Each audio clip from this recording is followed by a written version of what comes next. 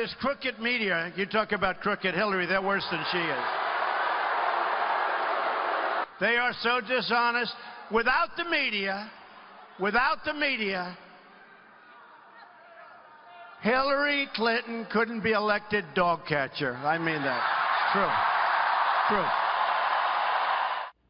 From the start of his campaign, right up until last night, Donald Trump has consistently accused the media of working against him. Now, WikiLeaks has uncovered a number of emails that suggest perhaps there may have been some coordination between some well-known folks on TV and some high-ranking members of the Clinton campaign. We asked Howie Kurtz to investigate that charge. He's the host of Media Buzz on the Fox News channel. Howie, what'd you find?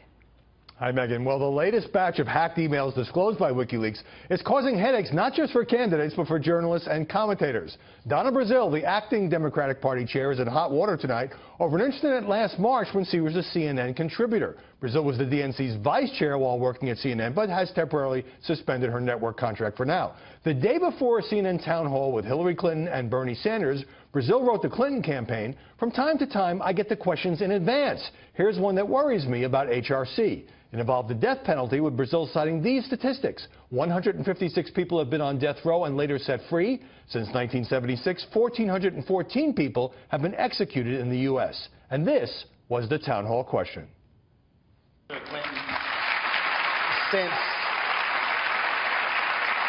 Since 1976, we've executed 1,414 people in this country. Since 1973, 156 who were convicted have been exonerated from the death row. A CNN spokesman told us no contributors get questions beforehand, and Donna Brazile told me moments ago she's not sure about the reference in her email, but that, quote, contributors, even analysts, get nowhere near that process. I wasn't involved. I'm never involved. I find it flabbergasting. It's ridiculous. So what's described in an illegally hacked email can sometimes be more ambiguous in real life, especially when a cable commentator doubles as a top party official. It's not unusual for partisan commentators to check in with campaigns, but any sharing of questions before an event would be a journalistic breach. The WikiLeaks dump also includes John Harwood, CNBC's Washington bureau chief, who drew plenty of negative reviews last year for the way he treated Donald Trump as a debate moderator. Let's be honest.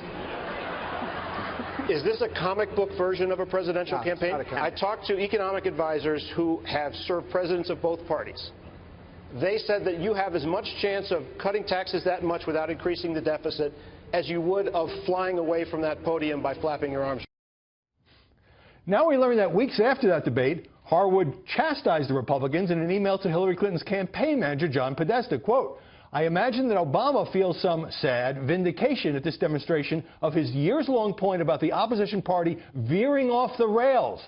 I certainly am feeling that way with respect to how I questioned Trump at our debate.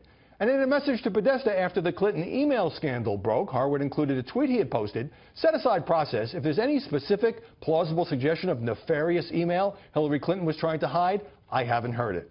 But Harwood and reporters like him attempt to build relationships with campaign officials to get scoops and interviews. And Harwood did try to book Podesta for CNBC. Megan?